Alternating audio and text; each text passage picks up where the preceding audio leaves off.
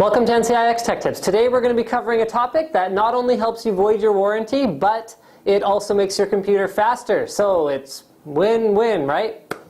No. Well, anyway, today we're going to be covering video card overclocking. For my example, we're going to have a Radeon 5870, and we're going to walk you through the steps that it takes to turn up the speed of your video card past its stock rated speed, and also to test to make sure that the video card is operating correctly and that its temperatures are not exceeding the safe thresholds.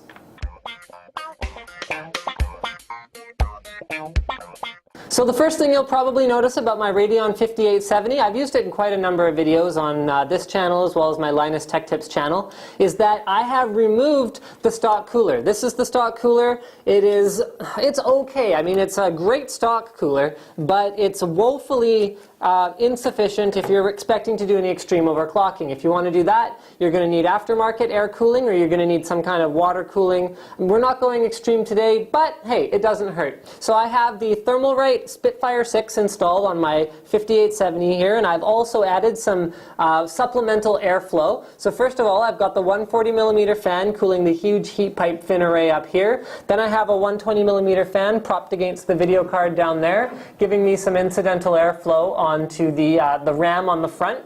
Then up at the back here, I've got another, I believe, what is this? I think it's a 60mm fan. I don't know what it is, maybe 70mm anyway. That one's clipped onto the VRM heatsink, so the whole card is staying nice and frosty. Cooling is a huge part of overclocking. That goes for both the CPU and for the video cards. So that was step number one in prepping the system to be overclocked.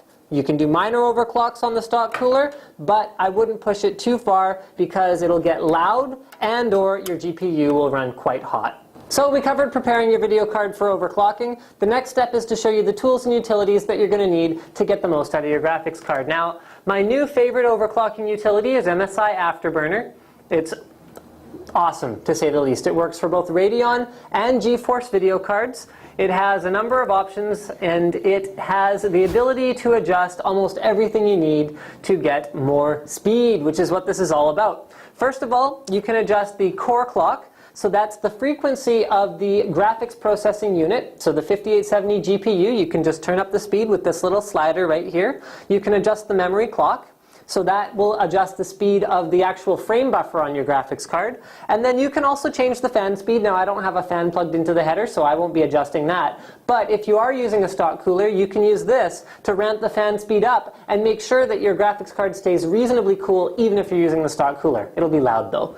You can also adjust, and this is only for NVIDIA cards, the shader clock. So irrelevant for Radeon cards, but the shader clock will improve a GeForce card, both in games and in applications like folding at home, the GPU compute style stuff. So the last one that I haven't talked about yet is the core voltage. You're pretty much going to want to leave this alone if you're running stock cooler, but I could adjust it if I wanted to. Now, for overclocking your graphics card, what I generally recommend is, first of all, Google around. Find out what other people are getting with that graphics card, and then undershoot that by probably about 20 to 30%.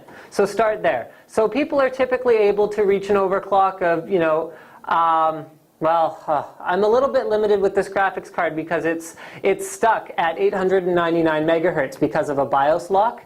But what I would say is most people are getting 900 megahertz out of these cards, so I'd set it up around 880 and see where I go from there. So then once you've done that, you just click apply.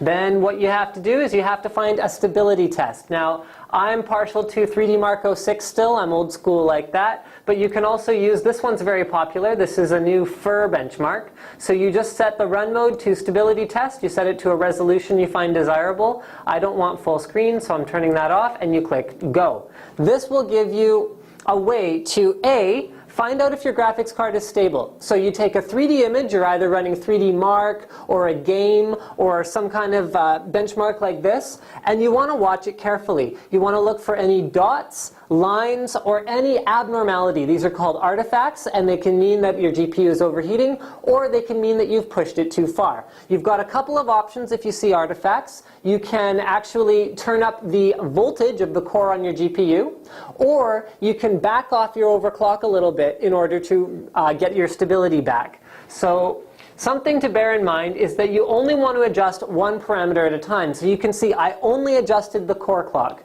I'm finding out if my core clock is stable at 881 megahertz. So far I can see that it is. I can also monitor my temperatures using Afterburner. So I've gone from 34 degrees when we started this, all the way up to about 52 degrees, 53. Now I've already tested this bench and it only goes up to about 55 degrees, which is way acceptable for this kind of a GPU. Honestly, anything up to about 80-90 degrees is fine for a 5800 series. You can also monitor the GPU usage, so that'll give you some idea whether you're seeing a worst case scenario or a best case scenario, because this is running at 100% and I'm still only hitting 55 degrees. You can also monitor your clocks. So the actual clock speeds of the GPU are going to ramp up as soon as you enter 3D mode. So you can see it was running at only 300 megahertz in 2D mode, and as soon as I started a 3D application, it jumps up to 881 megahertz, which is exactly where I wanted it.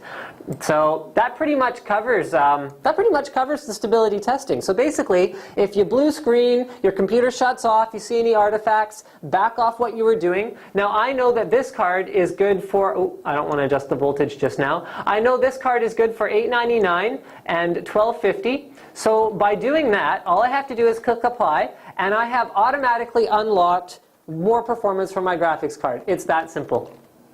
So why to overclock your video card seems pretty obvious. You get a little bit of extra performance, typically between 5 and 15%, and you're not paying for it. Now, to actually buy an overclocked video card usually costs anywhere from, in this example, about $10 to $40 more than buying a stock clocked video card, but there are a couple of advantages to buying a pre-overclocked one. First of all, it is actually guaranteed to run at that speed, and second of all, your warranty is going to be covered on it. Overclocking, like always, like with CPUs, graphics cards, anything you're overclocking is never a guarantee. So that means that if they can prove you overclocked it, you might not get warranty support, with a couple of exceptions, including XFX and EVGA. And then there's also the fact that it just might plain not run at that speed. It might run at stock speeds, and that's it. So if you buy a pre-overclocked product, you know for sure it's going to run at that speeds. Anyway, I really hope you've enjoyed our guide on how to overclock your video card, and thank you for checking out NCIX Tech Tips.